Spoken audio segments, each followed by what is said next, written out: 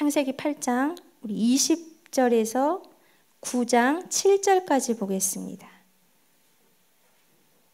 창세기 8장 20절에서 9장 7절까지입니다. 저와 여러분 한 절씩 교독하겠습니다. 노아가 여호와께 제단을 쌓고 모든 정결한 짐승과 모든 정결한 새 중에서 제물을 취하여 번제로 제단에 드렸더니 그 향기를 받으시고 그 중심에 이르시되 내가 다시는 사람으로 말미암아 땅을 저주하지 아니하리니 이는 사람의 마음이 계획하는 바가 어려서부터 악함이라.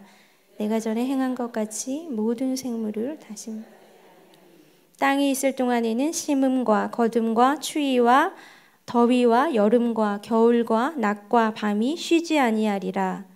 하나님이 노아와 그 아들들에게 복을 주시며 그들에게 이르시되 생육하고 번성하여 땅에 충만하라. 땅의 모든 짐승과 공중의 모든 새와 땅에 기는 모든 것과 바다의 모든 물고기가 너희를 두려워하며 너희를 무서워하리니 이것들은 너희의 손에 붙였음이니라. 너희의 먹을 것이 될지라. 채소같이 내가 이것을 다 너희에게 주노라. 그러나 고기를 그 생명되는 핏째 먹지 말 것이니라. 내가 반드시 너희의 피 곧 너희의 생명의 피를 찾으리니 짐승이면 그 짐승에게서 사람이나 사람의 형제면 그에게서 그의 생명을 찾으리라.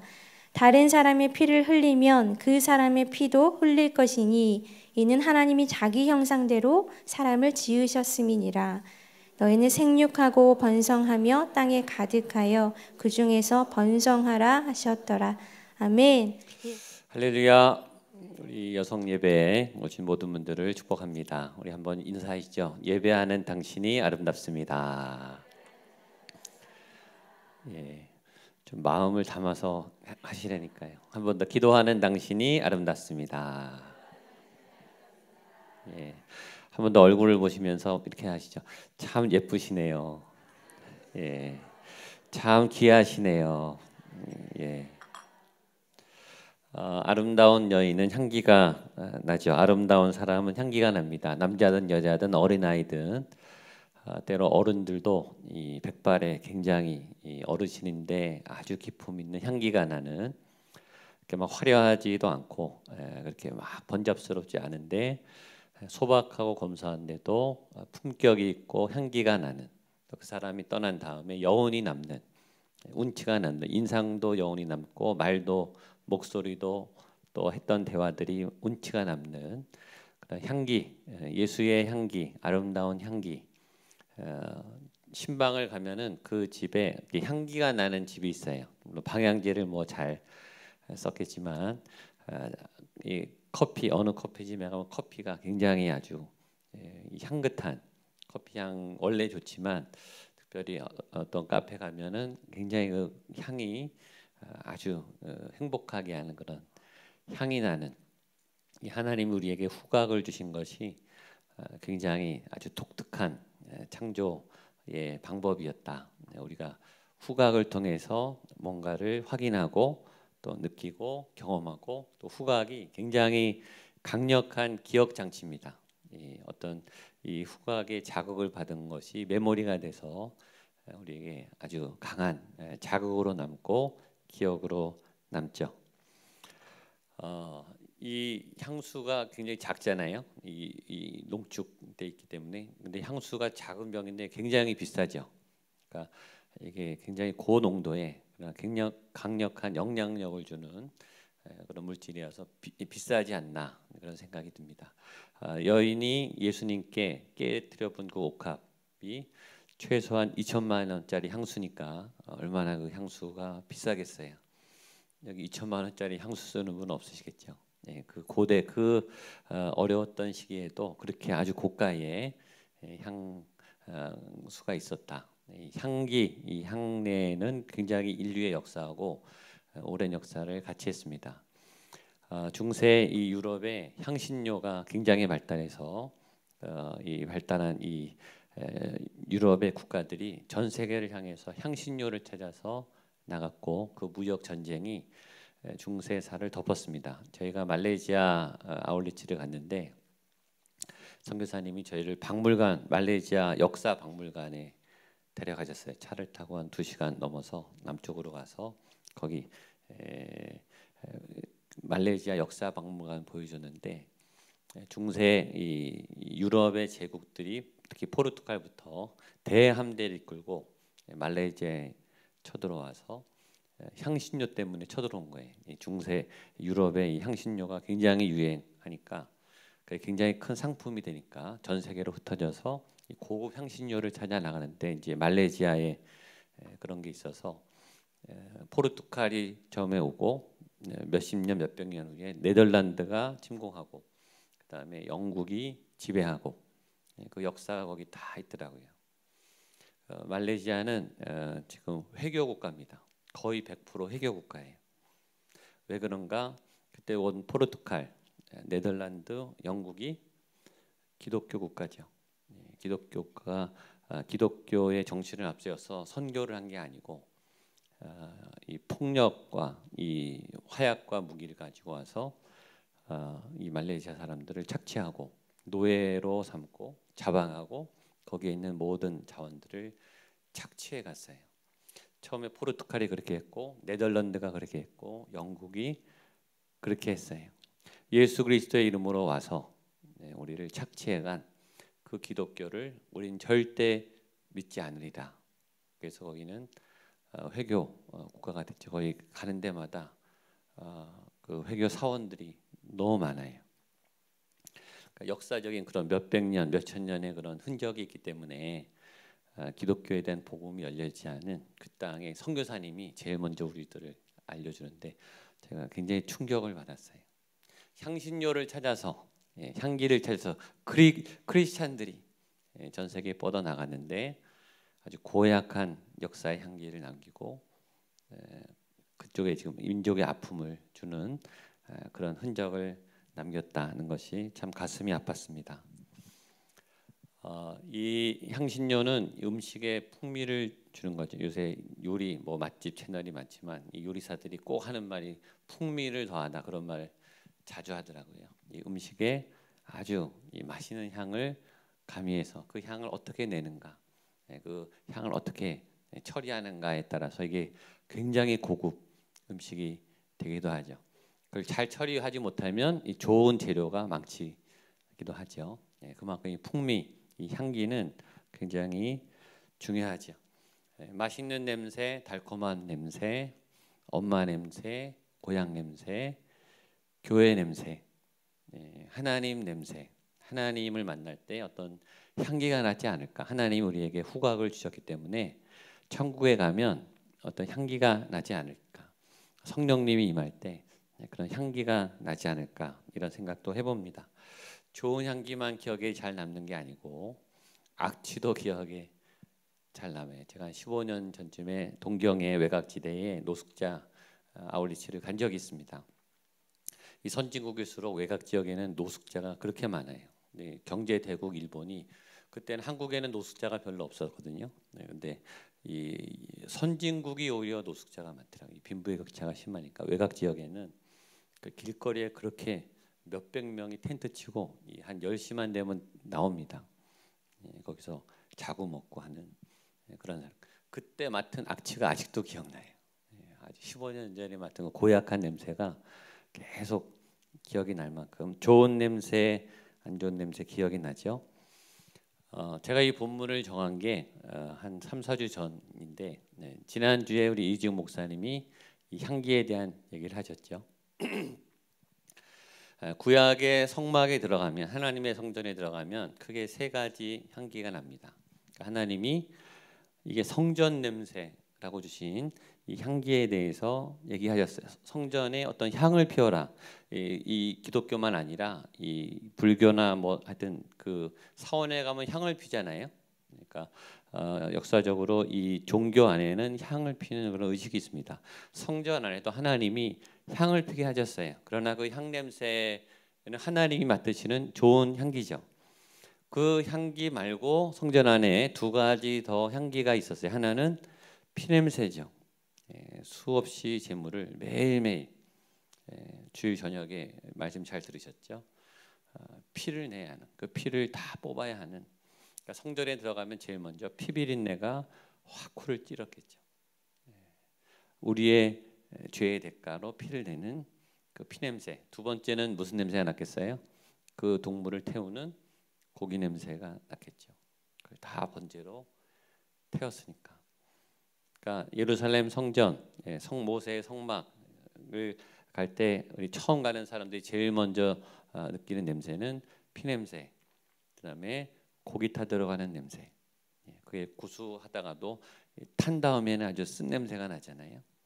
그래서 성전 안에 들어가면 성전에 하나님이 주신 4가지 향이 있습니다.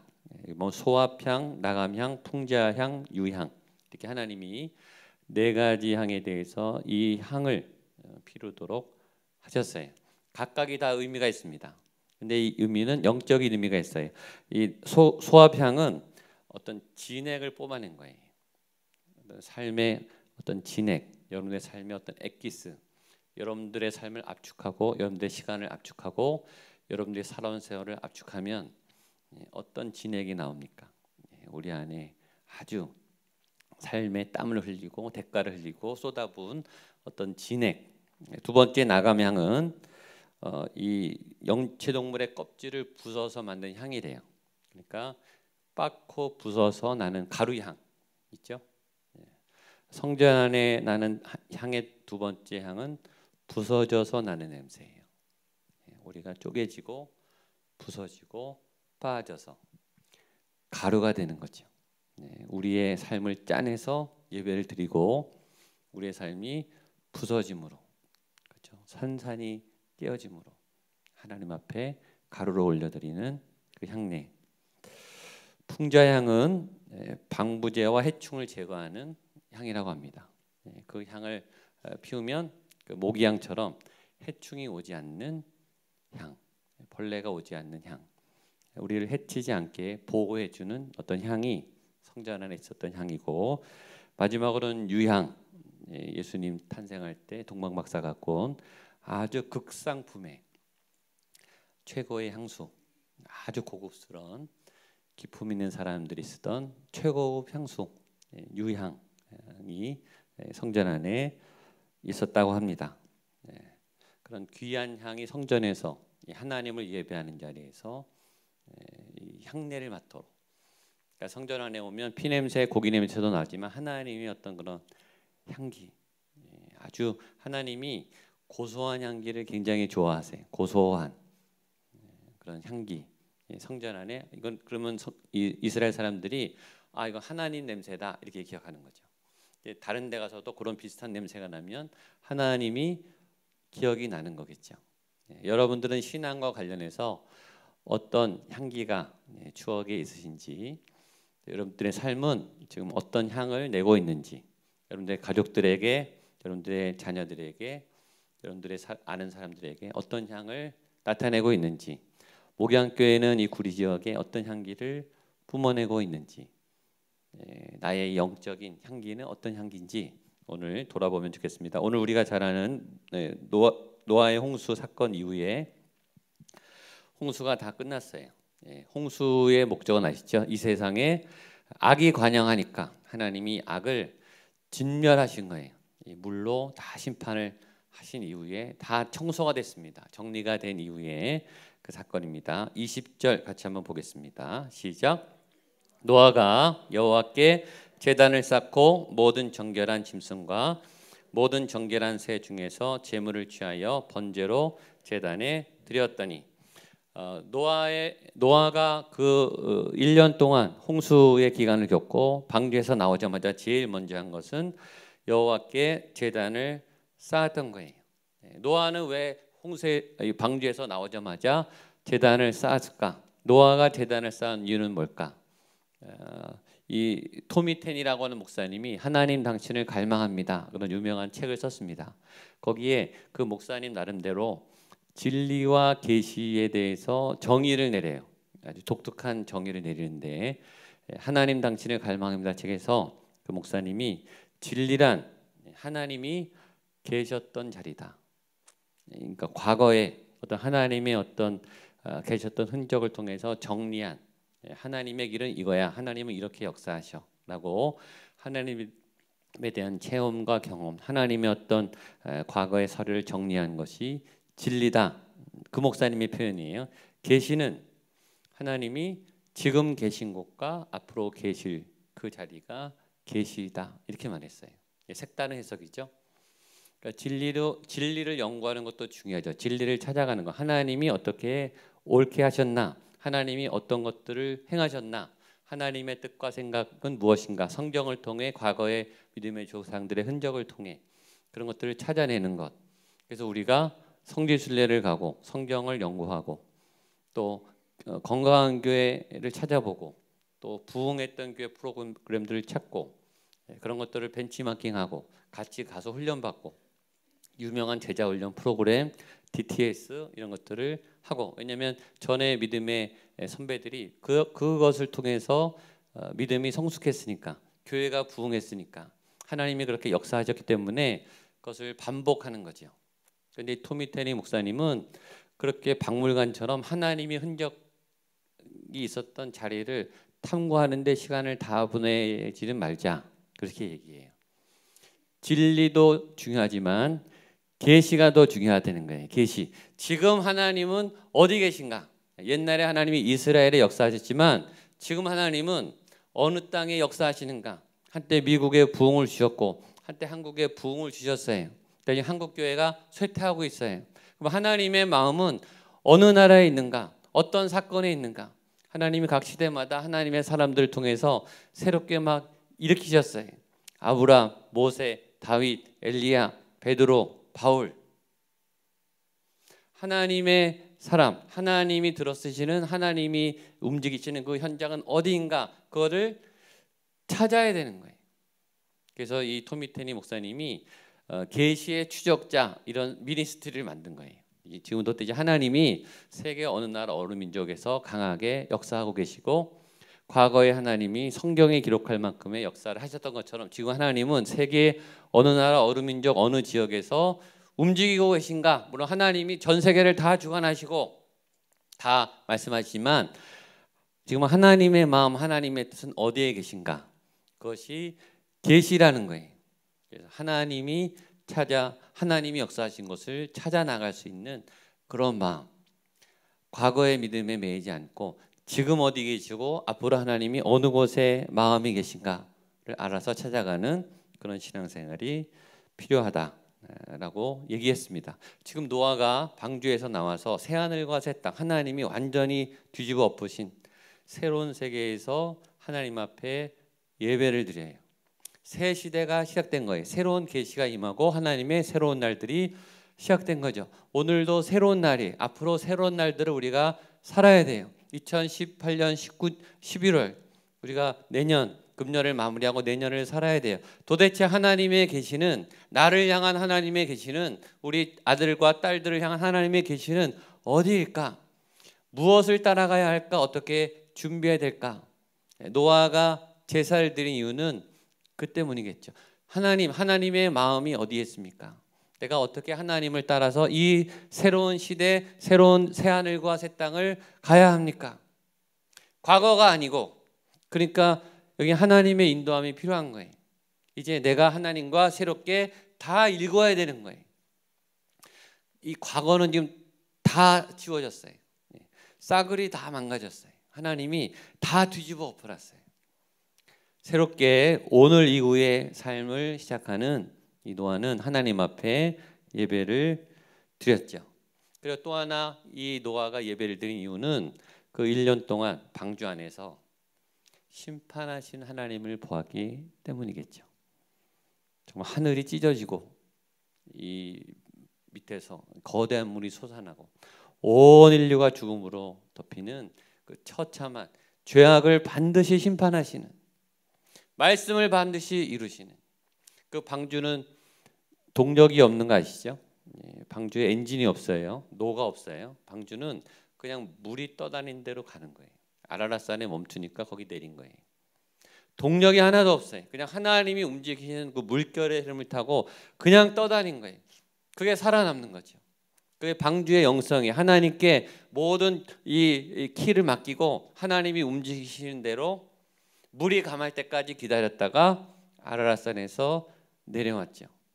그 완전한 주권의 하나님, 이 땅을 심판하시는 하나님의 그 심판을 바로 눈앞에서 봤잖아요. 1년 내내. 그리고 목 빠지게 우리가 살아남을 땅이 물이 감할 날을 기다렸죠. 그 하나님의 임재를 보고 그 누가 두려워하지 않았겠어요. 그죠? 그 방주에 창문이 없어요. 위로만 창이 있습니다. 왜 창문을 가렸을까요? 수많은 사람들이 물에 빠져 죽었겠죠. 다 못 보게 막아놨죠. 다 막아놨어요. 그러나 알겠죠. 얼마나 많은 인류가 죽었겠어요. 왜? 죄로 인해. 아, 죄악의 대가는 이런 거구나. 죄를 지면 하나님의 진노가 이렇게 무섭구나. 그 두려운 현장을 보자마자 박차고 세상에 나오자마자 제일 먼저 노아가 드린 것이 제단을 쌓는 일이었습니다. 우리 20절 한 번 더 읽겠습니다. 근데 중요한 게 있어요. 시작. 노아가 여호와께 제단을 쌓고 모든 정결한 짐승과 모든 정결한 새 중에서 제물을 취하여 번제로 제단에 드렸더니, 이번 노아가 여호와께 제단을 쌓고, 한번 따라하죠. 노아가 여호와께 제단을 쌓고, 여호와께 제단을 쌓고, 예배의 대상 제일 중요해요. 예배는 하나님께 제단을 쌓는 거예요. 오늘 큐티하신 분 솔로몬이 얼마나 화려하게 궁정과 또 세상에 많은 보석과 보물을 쌓아두었는가, 자랑했는가. 세상의 수많은 나라, 같은 왕인데 급이 다르죠. 솔로몬을 만나고 싶어서 왕들이 보물을 싸들고 찾아와서 그의 왕국을 구경하고 또 그에게 지혜와 지식을 얻어갔더라. 그게 오늘 큐티 본문이에요. 근데 그 큐티 본문에 이런 구절이 있어요. 솔로몬이 큰 보좌를 만들고 자기를 위하여 말들을 들여오고, 하나님이 신명기에 절대 세 가지 하지 말아야 될, 왕이 이 모세 율법에 이미 옛날 그 모세 할아버지 시대기에 앞으로 왕은 절대 세 가지를 하면 안 된다. 첫 번째, 말들을 많이 두지 말아라. 군대를 두지 말아라. 자기를 위해서 군대를 두지 말아라. 첫 번째. 두 번째는 아내를 많이 두지 말아라. 세 번째, 은금을 쌓아놓지 말아라. 신명기에 이미 철저히 있어요. 그 지혜롭고 똑똑한 솔로몬이 성경을 몰랐겠어요? 근데 세 개를 다 어기죠. 수많은 말들을 들여왔고, 아내가 몇 명이에요? 1000명이에요. 그냥 아내 1000명이 아니에요. 평범한 여인들 1000명이 아니에요. 미스 이스라엘급 1000명이에요. 당대 제일 예쁜, 제일 돈이 많은, 제일 똑똑한, 제일 권력가인 고대 근동의 내노라는 베스트 오브 베스트 1000명이에요. 세상에 으뜸인 여자 1000명하고 살았다고 해요. 그러니까 계속 암투가 있는 거죠. 계속 솔로몬 남편을 차지하기 위한 전쟁이 있었던 거죠.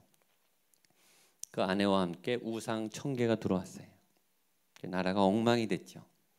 세 번째, 자기를 위해서 은금을 축적하지 말아라. 근데 오늘 솔로몬이 그 큰 상하 보좌를 만들고 거기를 순금으로 입혔다. 이게 나와요. 새벽에도 얘기했지만 이 메시지는 두 가지. 하나님을 믿고 하나님의 응답을 받으면 이렇게까지 영화로울 수 있다. 이렇게까지 지혜로울 수 있다. 그게 첫 번째 메시지예요. 그러니까 우리도 솔로몬처럼 하나님의 은혜 안에 있을 때 이런 복원이 되는 거죠. 원래 하나님이 아담에 주신 그 능력과 지혜와 영광과 풍성한 삶에 복원이 되는 거예요. 그거의 최대치가 솔로몬이 그 누구보다 지혜로웠고 그 누구보다 부유했어요. 원래 하나님의 백성들은 그렇게 살도록 지음 받았어요. 그러나 그것이 메인이 아니에요. 그 영광은 솔로몬이 죽으면서 끝났어요. 오늘 본문에 솔로몬이 죽었어요. 르호보암 때 그 다 뺏겨요. 다 갈라져요. 그거는 영원한 것이 아니다.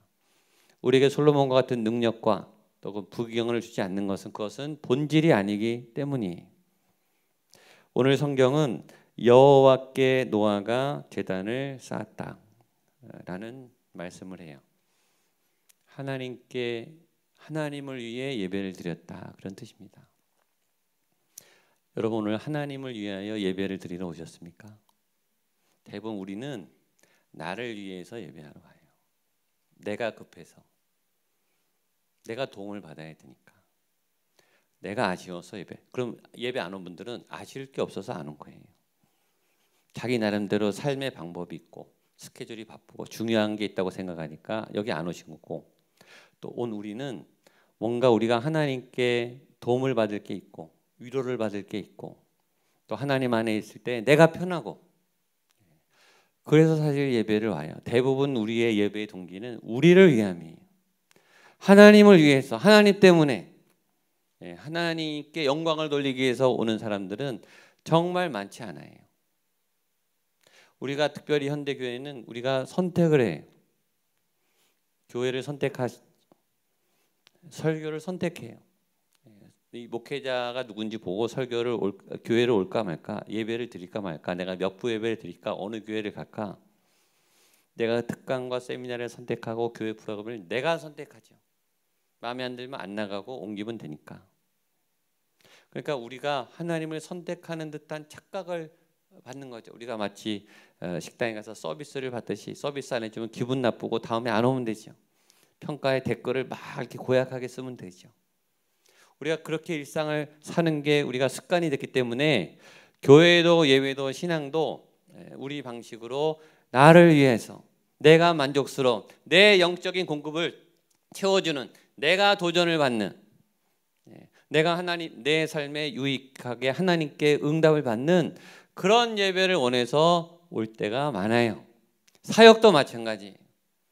내가 좋아서 사역해요. 내가 기쁘니까 사역하는 거예요.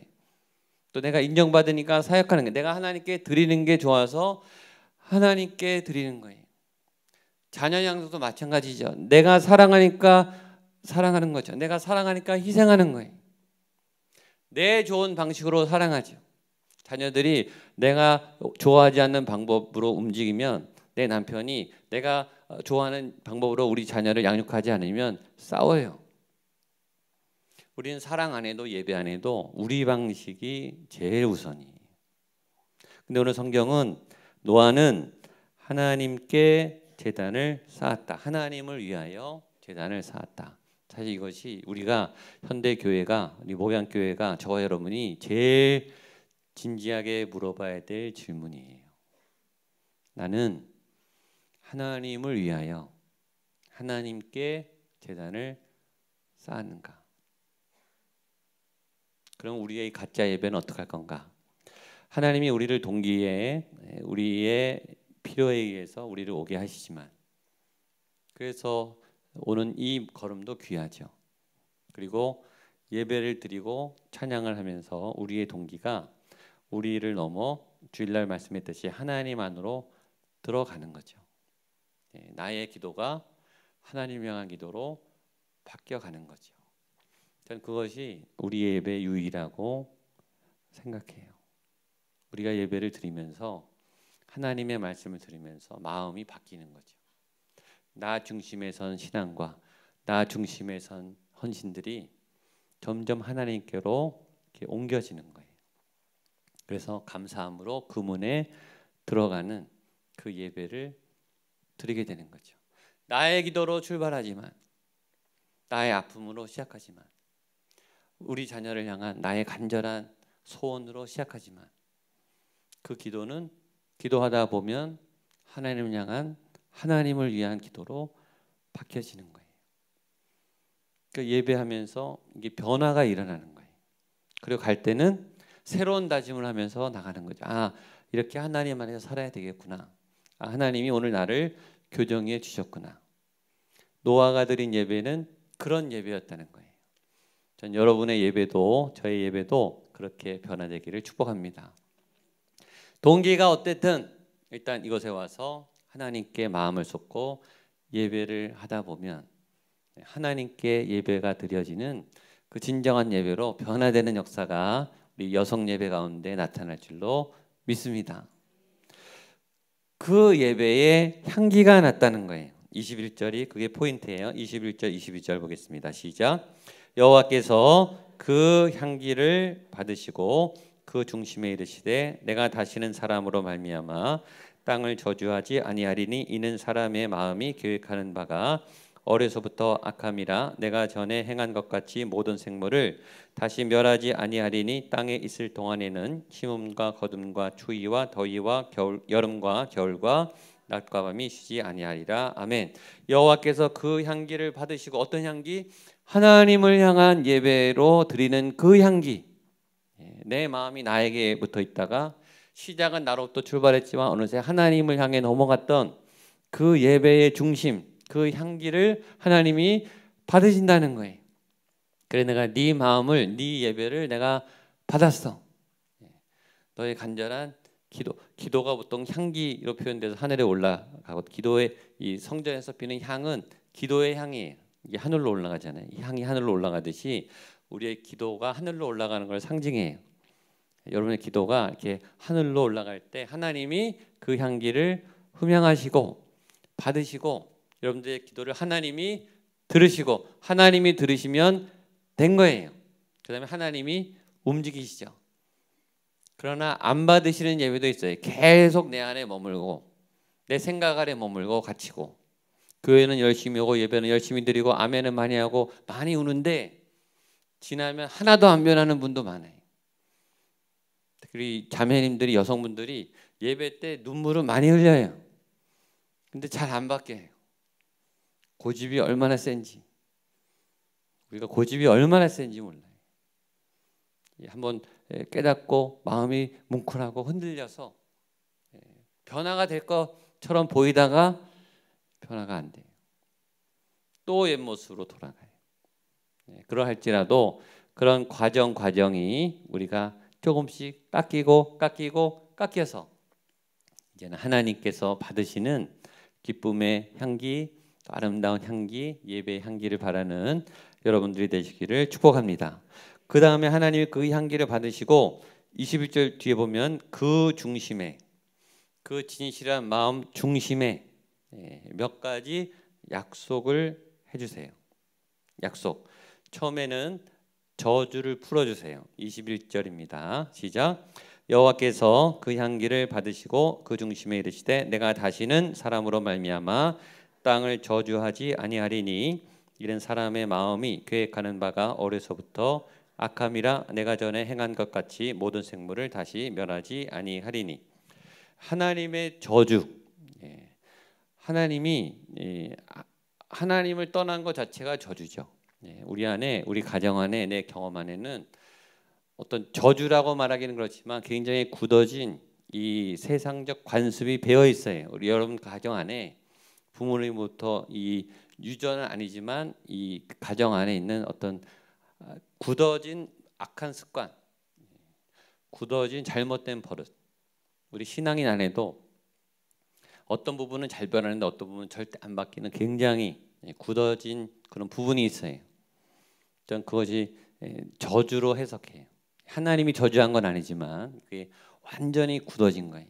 그래서 그 안에서 묶여서 풀려나지가 않아요. 좋아진 듯 하다가 또 돌아가는 그 묶임이, 오늘 하나님의 복으로 인해, 하나님의 예배를 받으심으로 인해 저주가 풀리는 역사가 나타나기를 축복합니다. 그래서 제가 가끔 이렇게 같이 기도할 때 저주가 풀어지라고 기도하는 것은 그 의미예요. 이 뭐 악령의 저주 이런 게 아니고 우리 안에 굉장히 아주 오래된 고질적인, 고쳐지지 않는, 내가 아무리 몸부림쳐도 꽉 묶여가지고 어떤 가정적인 구조적인 어떤 악이, 어떤 습관이 여러분들 빠져나오지 못하는, 우리 부모님 때로부터 형제들에게 있어서는 굉장히 강한 고리가 있어요. 결박이. 그 결박이 보혈의 능력으로 끊어지게 되기를 축복합니다. 그것이 예배의 역사를 통해서 이게 풀어지는 거예요. 첫 번째 복은 하나님이 저주를 풀어주세요. 저주가 풀어질지어다. 두 번째는 양식을 주세요. 3절입니다. 시작.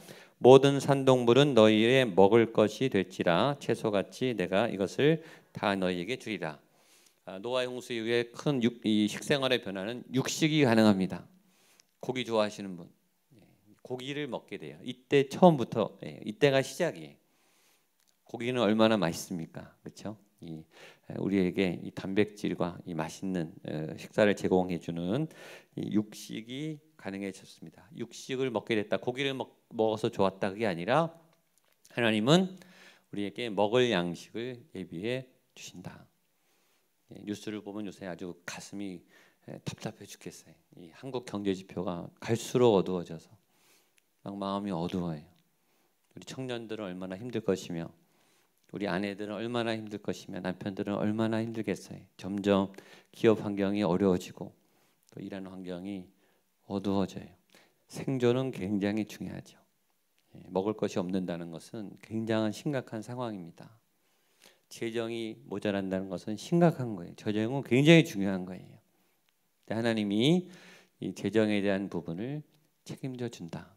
먹을 것을 해결해 주겠다라고 하나님 예배를 통해서 두 번째 응답하십니다. 세 번째는 금지 명령이에요. 4절, 5절, 6절입니다. 시작. 그러나 고기를 그 생명되는 피째 먹지 말 것이니라. 내가 반드시 너희의 피 곧 너희의 생명의 피를 찾으리니 짐승이면 그 짐승에게서 사람이나 사람의 형제면 그에게서 그의 생명을 찾으리라. 다른 사람의 피를 흘리면 그 사람의 피도 흘릴 것이니 이는 사람이 자기 형상대로 사람을 지으셨음이니라. 아멘. 사람의 피를 흘리지 말아라. 금지 명령. 해서는 안 될 것이 있다. 하나님이 창조 질서를 만드시고 그때도 금지 명령을 줬죠. 선악과는 안 된다. 하나님이 선을 거놨어요. 다른 건 다 할 수 있다.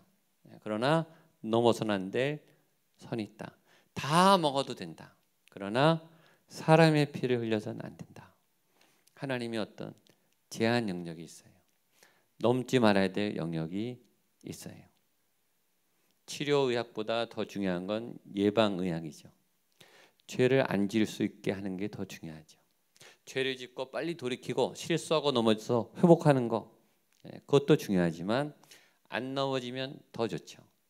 전 여러분들이 안 넘어지는 지혜를 얻게 되기를 축복합니다. 가급적 안 다치고 죄를 좀 덜 짓고 화 좀 덜 나고, 화난 다음에 회복하는 프로그램도 좋지만 상처 받고 회복하는 프로그램도 좋지만 상처 안 받으시면 되잖아요. 상처 안 받는 좋은 방법 뭔지 아세요? 상처를 안 받으면 돼요. 상처를 주면 나 안 받을래 이렇게 하면 돼요. 너 가져. 나 안 받아. 자존감이 높은 분들은요 잘 안 받아요. 네가 뭐라 그래도 그게 내가 아니야. 네가 생각하는 내가 아니야. 너 가져. 이렇게 밀어내 상처를. 근데 어떤 분들은 없는 상처도 막 다 받아요. 본인이. 주지 않은 상처도 본인이 오해해서 막 다 받아요. 그러면 힘들잖아요. 본인만 힘드세요. 하나님한테 건강하면 예방이 잘 됩니다. 예방. 그러니까 필요 없는 곳에 괜히 에너지를 안 써요. 쓸데없는 생각 때문에 필요 없는 에너지를 안 써요. 이게 오해가 오해를 낳고 상상이 상상을 낳고, 제가 보니까 여성들이 남성보다 상상력이 막 뛰어나요. 직관이 뛰어나기 때문에 추측이 많아요. 추측이. 그걸 확신을 갖고 이미 딱 만났으면 벌써 결론이 나 있어요. 상처받지 마세요.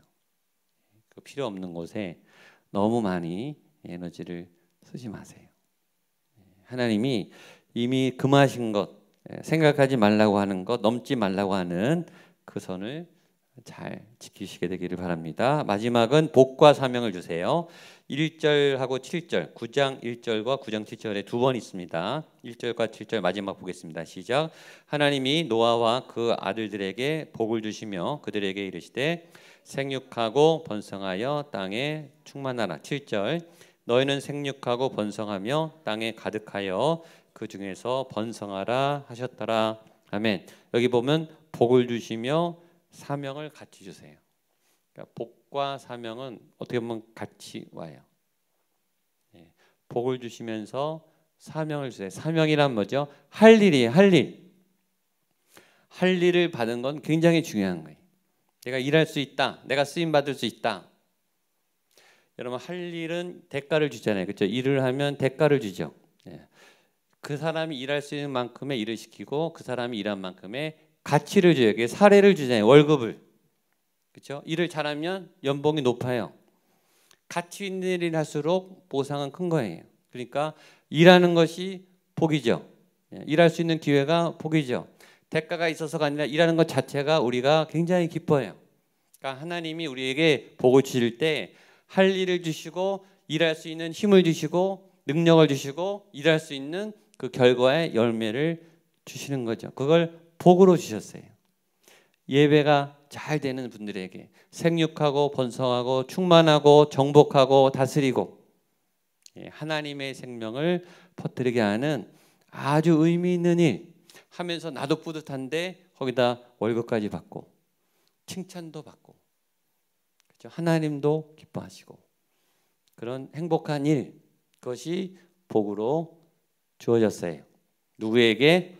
하나님께 예배를 드리는 분에게 그 예배의 향기를 받으시고 그런 은혜가 우리 모든 우리 여성 예배 참여한 분들에게 넘쳐나게 되기를 주님의 이름으로 축복합니다.